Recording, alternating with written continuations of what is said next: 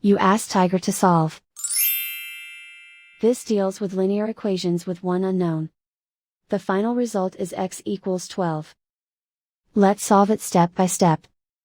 Group all x terms on the left side of the equation. Subtract 2x from both sides. Group like terms. Simplify the arithmetic. Group like terms. Simplify the arithmetic.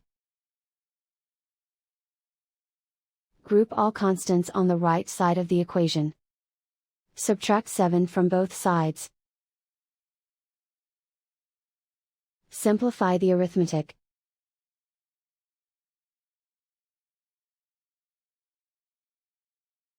Isolate the x. Divide both sides by 3.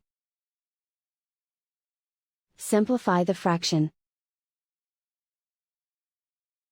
Find the greatest common factor of the numerator and denominator. Factor out and cancel the greatest common factor. And so the final result is x equals 12.